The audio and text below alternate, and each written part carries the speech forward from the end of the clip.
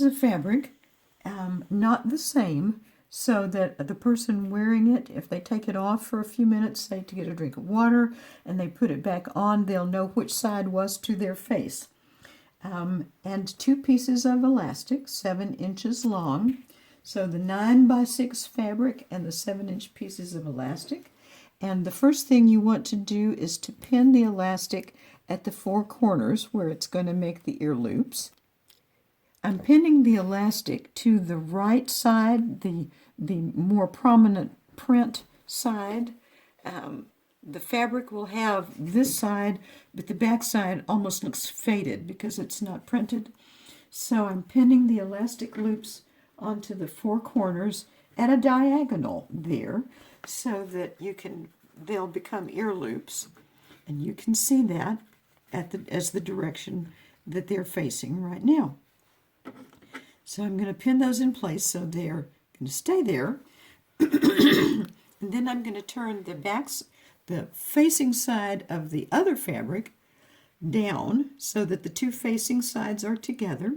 That means the one with the prominent print are together. The prominent print is, the 2 prominent print sides are together, and the elastic is the meat and the sandwich in between. And then I'm going to pin them together at the corners, basically just adding a layer to where I had it pinned before, so that the corners, which would otherwise tend to try to separate themselves, will stay in place. So I'm just using the same pin at each corner to hold the elastic and the 2 pieces of the fabric sandwich together, all with 1 pin. And 1 more corner, and we'll do the same thing. We'll have our sandwich with the elastic as the filling. All right, so we have a rectangle with an ear loop here and an ear loop here. I'm going to start down one of the long sides, leaving a little opening in the middle to turn it right side out. Go. I'm going to take a pencil, so I will remind myself that this is going to be an opening I'm going to leave to be able to turn it right side out later. Okay. I'm going to start at the pencil mark on this side, and I'm going to back it up about 4 or 5 stitches to reinforce the end, and then stitch forward. There's the pencil mark, and here we go.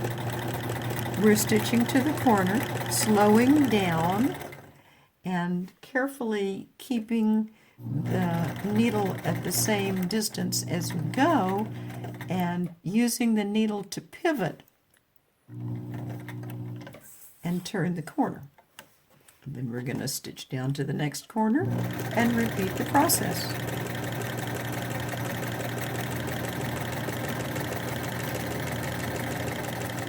Okay. Pulling the... Just a second. Okay. Yeah.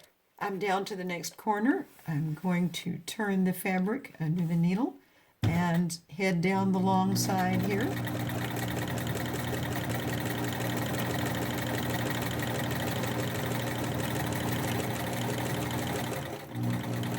Pencil mark? I'm sorry? Pencil mark? Oh. Okay. I'm going to pull the pin out as I get to it, just gently holding everything in place and pivoting at that corner to start down the next side.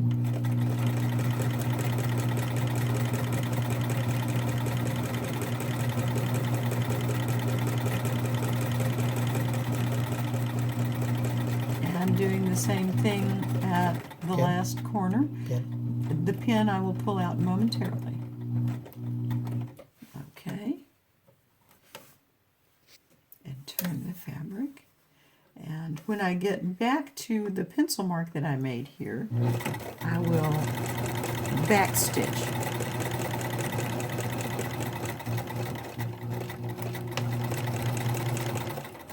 now I have an opening to turn it right side out through. Trim the thread, and we will turn it right side out.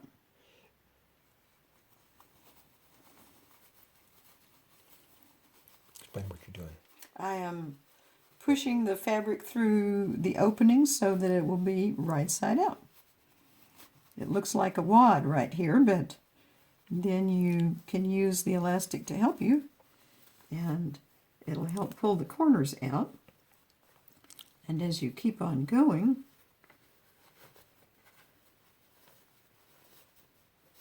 it'll pull the other two corners out, and voila! You have the beginnings of a mask.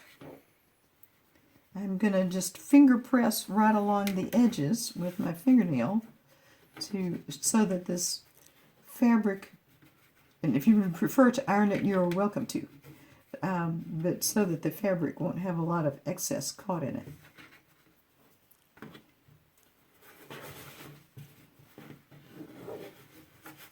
And I'll do the same thing on the other sides.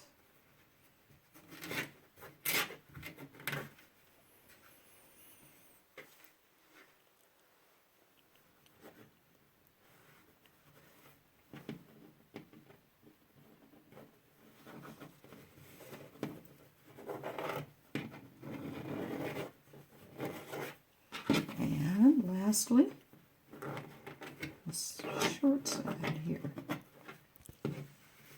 All right. So now we have the mask, and now we need to make pleats in the ends so that it'll fit the person's face better. So I'm going to start down here at the long closed side and make a pleat. Just press some under the top. I've got about 1/4 of an inch under that. So I'm going to put a pin through that on both ends. Quarter, maybe half inch. 1/4 to 1/2 inch. 1/4 to 1/2 inch.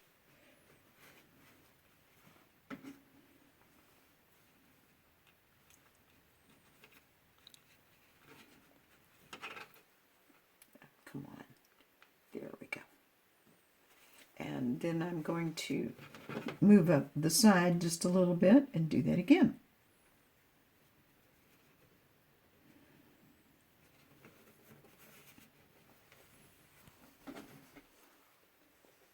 This is one of those moments when it would help to have another hand, but that's all right. We'll manage.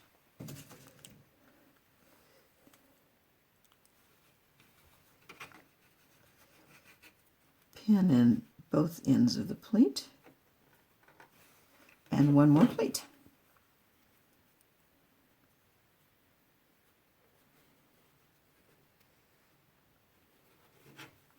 Let's see, there we go.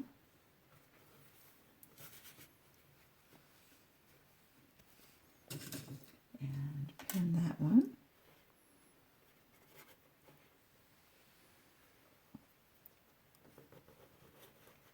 And then we will stitch all the way around, and because we no longer need the opening, we'll stitch it closed.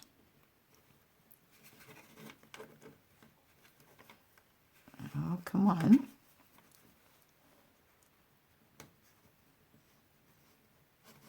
All right. There we have 4 pleats, and we're going to sew all the way around it twice, just to reinforce it.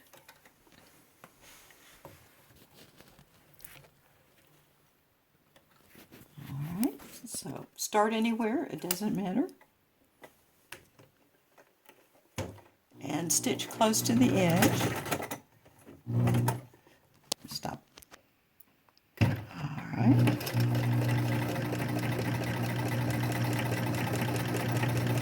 I'll trim that thread off when I get back around to it.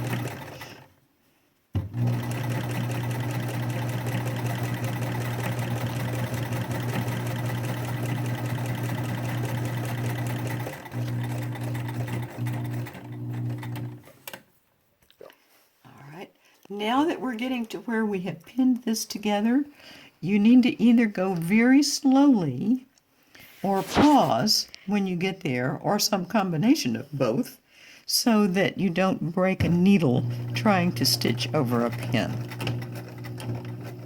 I try to get on the edge of the pleat, so I've got a hold of that, and then slide the pin out. And then I'll stitch slowly down to the next pleat, get right through to the into the layers, and then pause and pull the pin out. Continue on.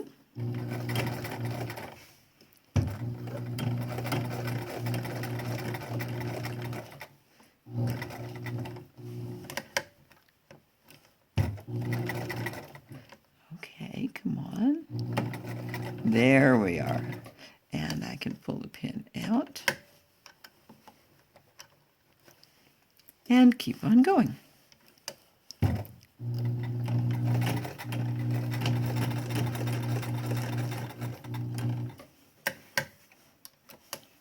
Turn the corner.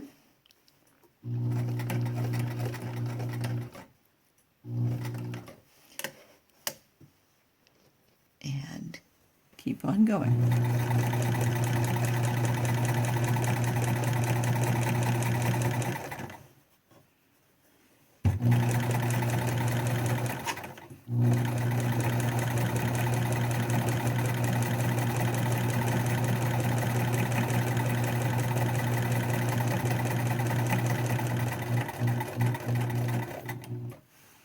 Get to the corner, pivot, line up the fabric here, and we'll start down this side.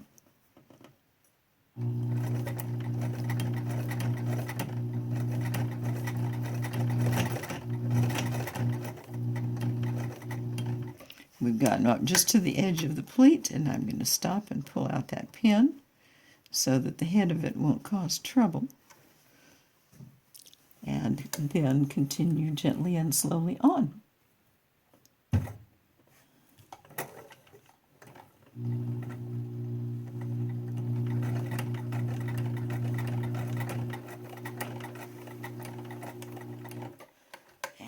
now the head of the pin is trying to be ornery, so we'll remove it. And then keep going.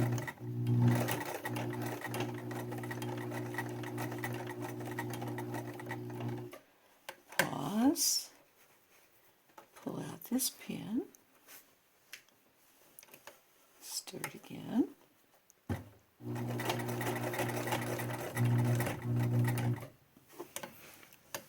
Pivot at the corner. Trim off these threads. And we will make one more circuit so that we have the edges secured really well.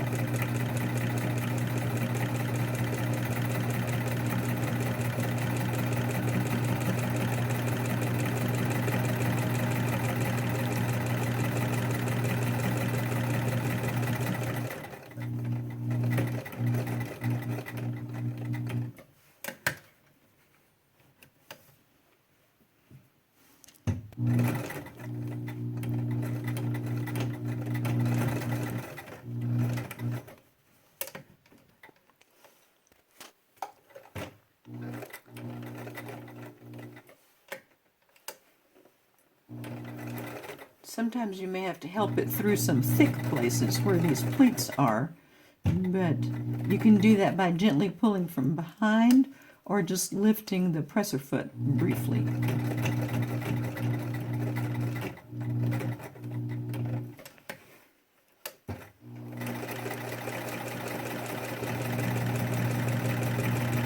Back down the long side.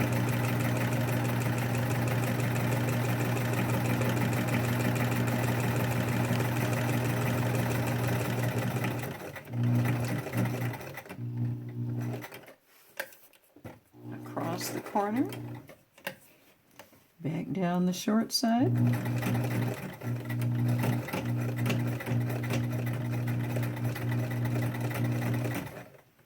You You may need to pull the fabric from behind to gently work it through when you're working on a bunch of layers.